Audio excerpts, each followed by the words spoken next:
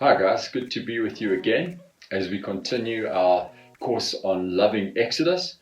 And last week we started looking at the person of Moses, and we saw that this leader Moses, who is obviously a type of Jesus, occupies nearly 4 books of the Bible, which I imagine would make him probably the most spoken of leader in the Bible outside of Jesus.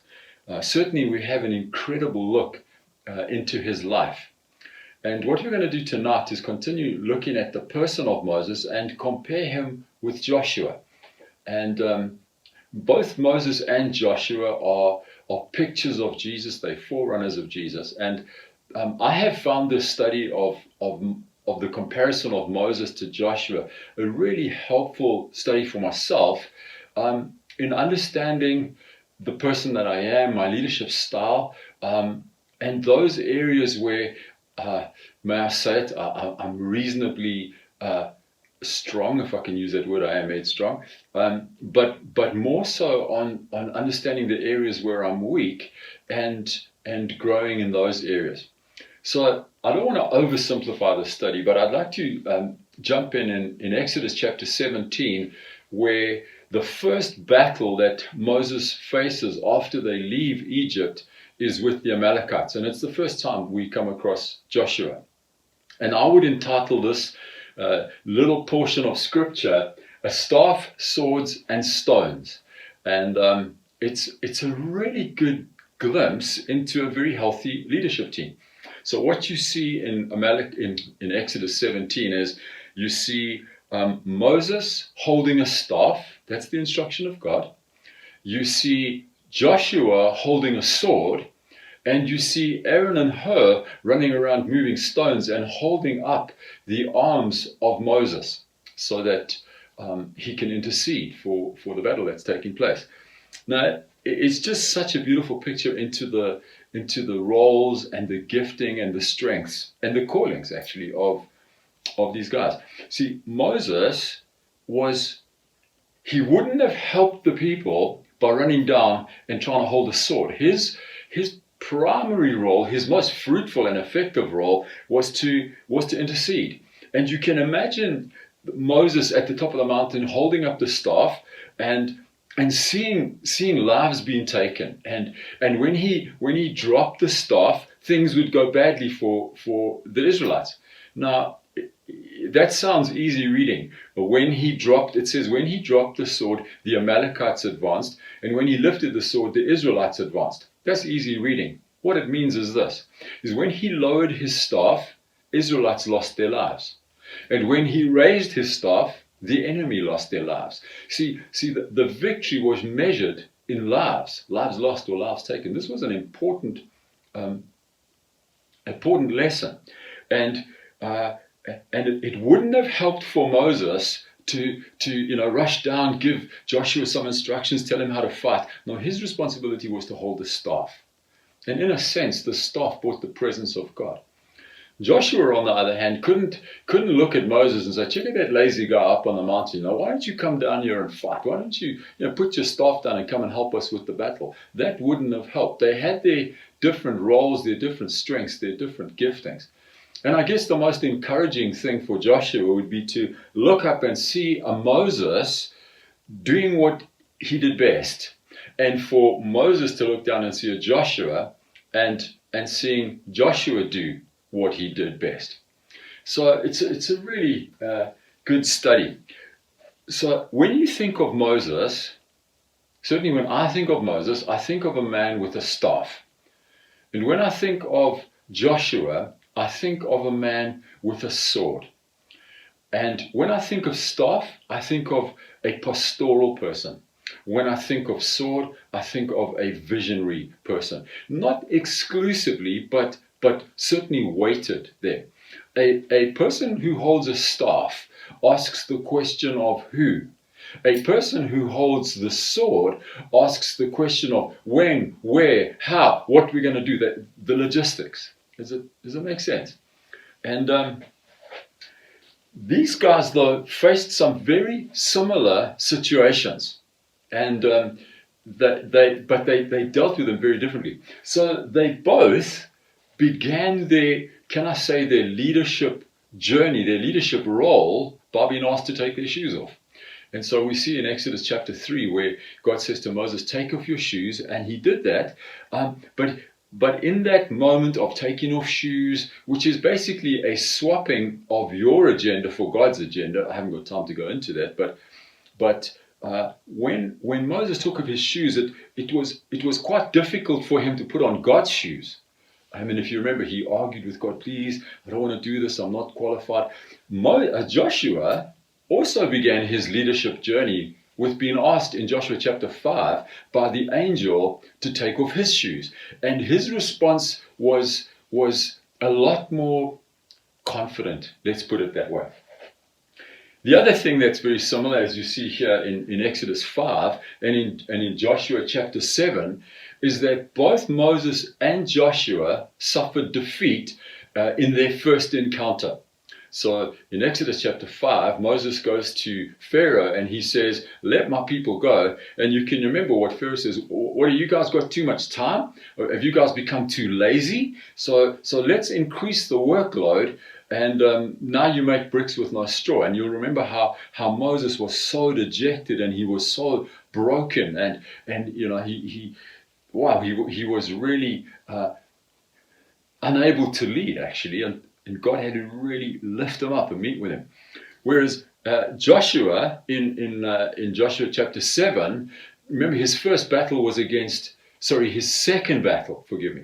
His second battle was against Ai. You remember he had just defeated Jericho. His second battle was against Ai. And this was just a walk in the park for the Israelite army. In fact, they said, don't even worry about sending the whole army. Just send 2,000 or 3,000.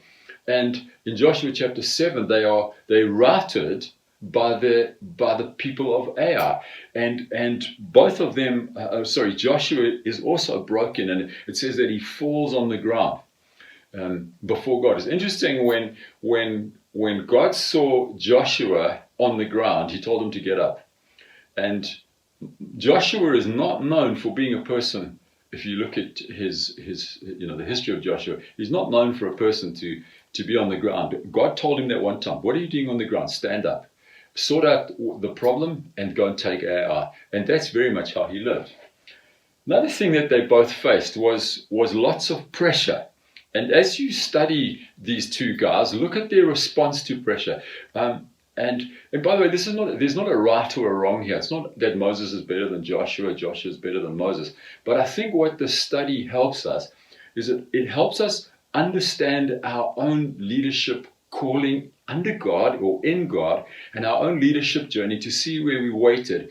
It also helps us to understand what the church needs. Now, whether that's your Connect group, whether that's a site, whether it's a local church, understanding these gifts, these leadership styles, it helps us understand what the church needs. And so Joshua was not overcome by pressure.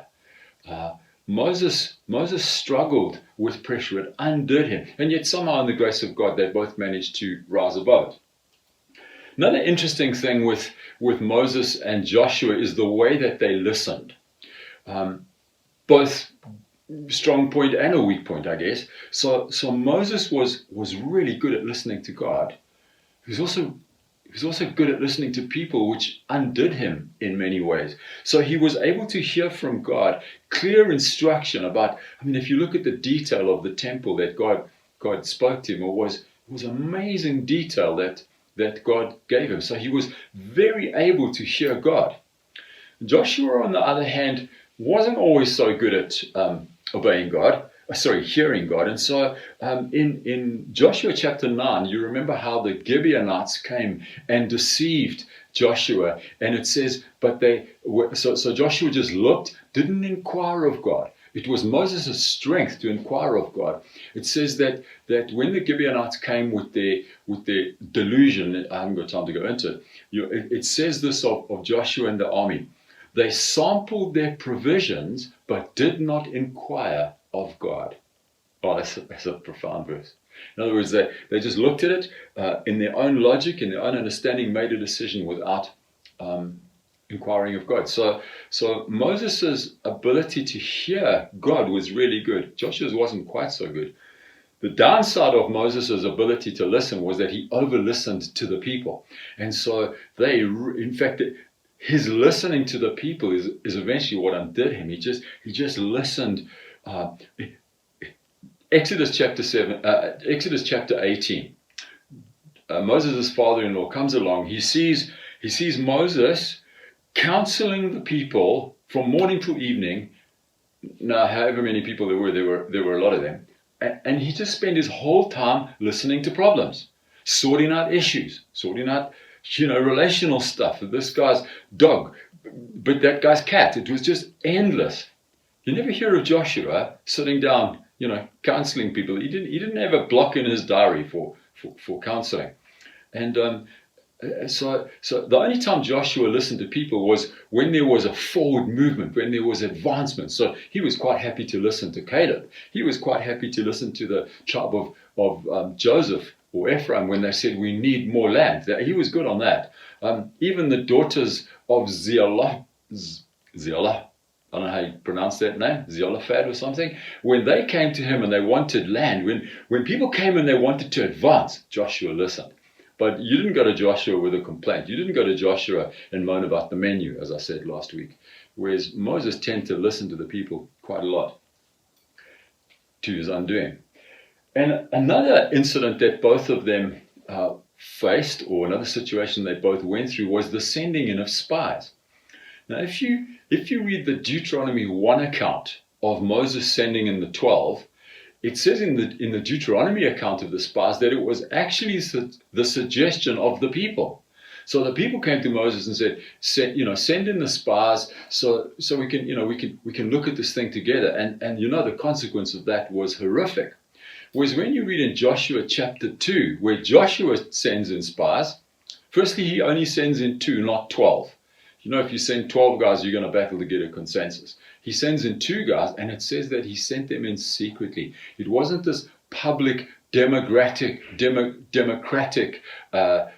idea. It was, let's just get a good sense of this, whereas Moses sent them in. So when I look at Joshua and Moses, I see Moses weighted pastorally, and I see Joshua weighted from a visionary point of view. Friends, neither one of those is better than the other. A pastoral person can find a visionary component. In fact, Moses was a lot more visionary than we give him credit for. He managed to find the plan of God for the tabernacle. He came out, he managed to get not just the 10 commandments, but the whole law. But he found it up a mountain. He found it alone in the presence of God. And may I say that for those of us to whom vision doesn't come naturally, it's not our strong point. Time in the presence of God, listening to God who is visionary, will help us find it. And so please don't ever discount yourself if you feel like you're very priestly and very pastoral. God can do amazing things through you. And then we see Joshua, who's very visionary. And I guess the thing with Joshua that gets me is that God gave him a 40-year apprenticeship with a man called Moses. And in that 40-year apprenticeship, there were some things that he had to learn. And I think the first thing he had to learn was that sword alone wouldn't win the battle.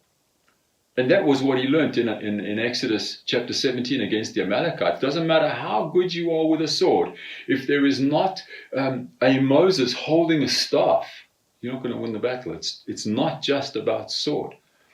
It's interesting that Moses changed the name of Joshua. His original name was Hoshea, and he changed it to Joshua. Now, Hoshea means save. Joshua means God saves.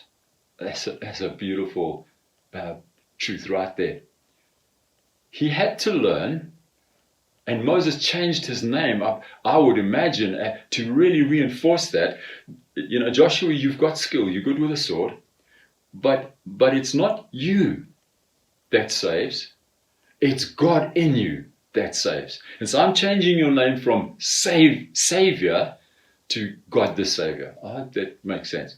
And there were other things that Joshua had to learn in this apprenticeship. He had to learn patience. He had to learn the value of a staff. He had to learn the value of people. There were just so many. He had to learn a devotional life. I mean, can you imagine being apprenticed to Moses? One thing you would know is you know how to pray.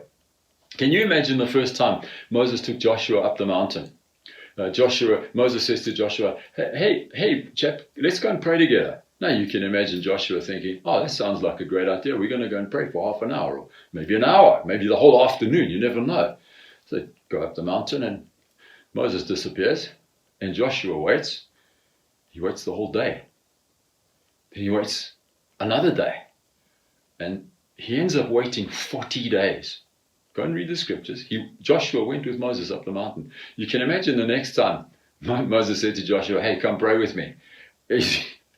No, this is not just a prayer meeting. This is like 40 days of prayer and fasting. I'm not so sure that I want to do this. So he learned some amazing lessons from Moses.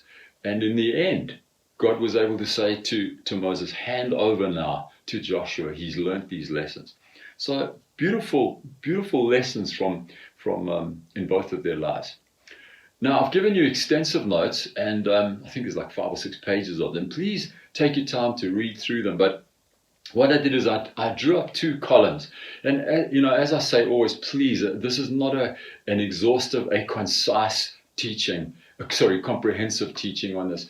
As you read this, as you read other books and that, you'll find so much more. But if I can highlight, what I've done in your notes is do a comparison of Moses to Joshua, just characteristic by characteristic. If I was to sum up Moses in one word, besides staff, I would say father. And if I was to sum up Joshua in one word, besides sword, I would say captain. And so the language of Moses is family. The language of Joshua is army. The language of Moses is camp. The language of Joshua is campaign. The language of Moses is to gather. In fact, he's quite threatened with people taking their own inheritance. You see that on a number of occasions. But his language is one of gather. Joshua's language is one of go. Moses delivers out of. Joshua delivers into. And so you see these Moses is more democratic. Joshua is quite autocratic. Moses appeals the whole time to God. What about the people? What about the people? Joshua says, you know what? As for me and my family, we're going. If you want to come with. You want to stay, that's your problem. I added the last bit, and that's not actually in the Bible. What I get in conclusion is this: whether you're a Moses or a Joshua, a Moses without God gathers a lot of people and takes them nowhere. A Joshua without God takes a lot of land alone. So whether you are weighted towards Moses or weighted towards Joshua, ultimately you need God to breathe on your leadership and your gifting. Forgive me that went on a little bit long. I hope it's useful and helpful, and we'll carry on our discussion in a moment. Thank you.